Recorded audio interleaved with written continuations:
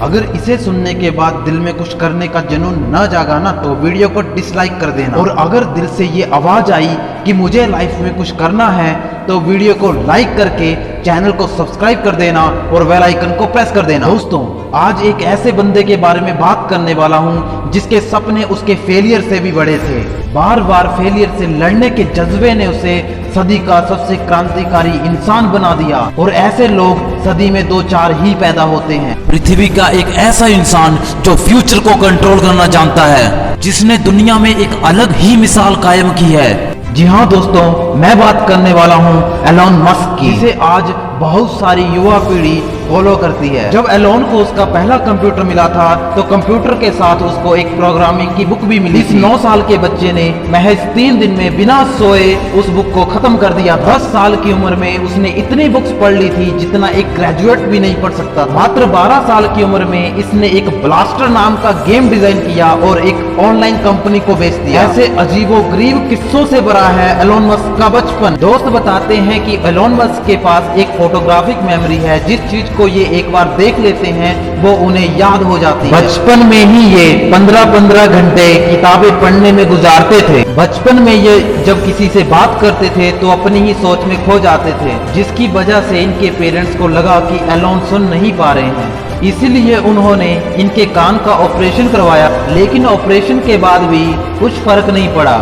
फिर पता चला कि इनका फोकस लेवल इतना हाई है कि जब ये कुछ सोच रहे होते हैं तो आसपास की आवाजें तक सुनाई नहीं देती। वैसे एलोन बचपन से ही इनोवेटिव होने के साथ साथ बिजनेस माइंडेड भी थे, वरना कौन सा 12 साल का बच्चा खुद का प्रोडक्ट बनाकर कंपनी को बेचने के बारे में सोचता है। 17 साल की उम्र में एलोन पेंसिल्वेनिया यूनिवर्सिटी में एडमिशन लेके कनाडा शिफ्ट हो गए। वहाँ उनके कुछ ऐसे फ्रेंड भी थे जिनको नाइट क्लब में जाना ज्यादा पसंद था, लेकिन एज रिस्ट्रिक्शन होने की वजह से जा नहीं पाते थे। एलोन ने 10 रूम का फ्लैट किराए पर लिया और उसे नाइट क्लब बना दिया। वहाँ वो क्लब में $5 की एंट्री फीस चार्ज करते थे। इससे इनकी पॉकेट मनी और रेंट का खर्चा निकल आता था। एलोन ने पोस्ट ग्रेजुएशन के लिए स्टैनफोर्ड यूनिवर्सिटी में एडमिशन लिया।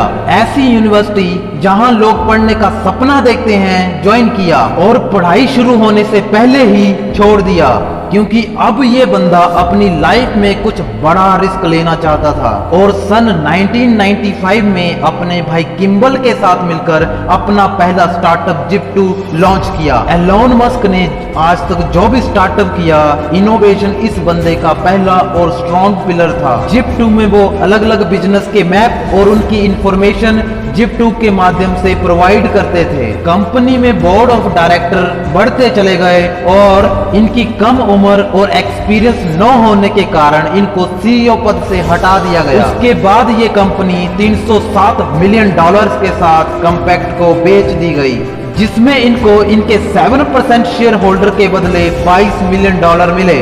अब एलोन मल्टी मिलियनियर बन चुके थे। $22 मिलियन को घर में रखकर ये रईस आदमी की तरह घूम भी सकते थे, लेकिन अभी ये यंग थे तो इन्होंने आगे इन्वेस्टमेंट करना शुरू कर दी, क्योंकि अभी तक जो हुआ था उससे वो सेटिस्फाई नहीं थे और कुछ बड़ा करना चाहते थे। ऐसे ही एलोन एक बार जा रहे थे तो एक लंबी लाइन लगी हुई थी और यही जन्म हुआ X.com का। ये कंपनी ऑनलाइन ट्रांजैक्शन करने वाली ऑनलाइन बैंकिंग की पहली कंपनी थी। शुरुआत में लोगों ने इन पर भरोसा नहीं किया, लेकिन बाद में इनकी काफी अच्छी ग्रोथ हुई।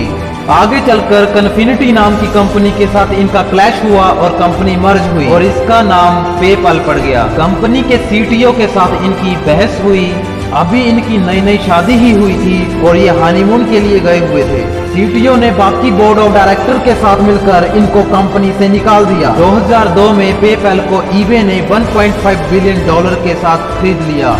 तब बाहर होते हुए इनको इनके शेयर के $165 मिलियन मिले। पेपैल की डील के बाद एलोन के पास काफी पैसे आ गए थे और अब इनको पूरा करना था अपना स्पेस का सपना। रॉकेट खरीदने के लिए ये रूस गए और बोले कि मुझे कुछ ऐसे रॉकेट चाहिए जिससे मैं मंगल ग्रह पर जा सकूं।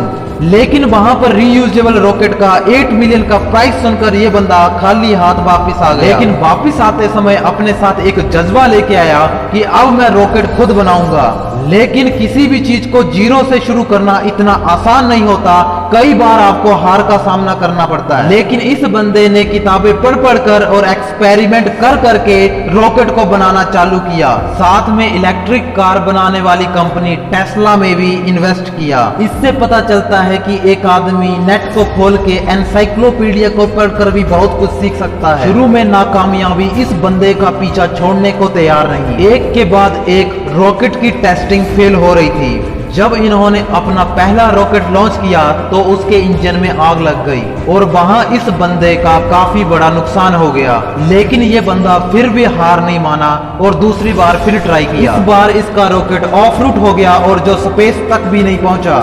तीसरी बार स्पेस पर जाते ही ऑफ रूट हो गया। 3 बार में इस बंदे का इतना ज्यादा नुकसान हो गया कि जो पैसा इसको मिला था वो सारा पैसा खत्म हो गया। अब ये बंदा कंगाल होने की कगार पर खड़ा था। नासा से जो इनको कॉन्ट्रैक्ट मिला था वो भी हाथ से गया। इन्वेस्टर्स ने इनके फेलियर्स को देखकर इनको पैसा देने से मना कर दिया, लेकिन अभी तक एलोन मस्क हारे नहीं थे, क्योंकि जब तक कोई इंसान खुद से नहीं हार जाता तब तक उसे कोई हरा नहीं सकता। और इस बंदे ने अपनी सारी संपत्ति बेचकर 4th रॉकेट लॉन्च करने की घोषणा कर दी। दूसरी तरफ फंड अरेंज न होने के कारण टेस्ला की ग्रोथ भी रुकी हुई थी। इस बार इनका रॉकेट सक्सेसफुली लॉन्च हुआ और नासा ने इनको $1.5 बिलियन का कॉन्ट्रैक्ट दिया, जिसने इनकी डूबती नैया को पार लगाया। साथ में इन्होंने टेस्ला मोटर में भी पैसा लगाया और पूरी तरह कंपनी में इन्वॉल्व हो गए। जल्दी ही इनको सीईओ घोषित किया गया और इन्होंने टेस्ला को लेकर इलेक्ट्रिकल व्हीकल बनाने की घोषणा कर दी। लेकिन इनकी जो पहली गाड़ी बनी वो एक्चुअल कॉस्ट से दुगनी चली गई, लेकिन इस बंदे ने प्रयास कर करके उसको उसके रीजनेबल कॉस्ट पर लाकर खड़ा कर दिया। ड्राइवरलेस गाड़ियां और इलेक्ट्रिकल व्हीकल बनाने के लिए एलोन दुनिया भर में छाए हुए हैं।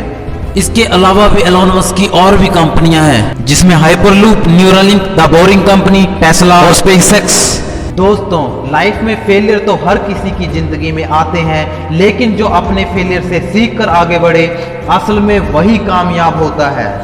हाल ही में $188.5 बिलियन की नेटवर्थ के साथ ये बंदा दुनिया का सबसे रईस इंसान बन गया।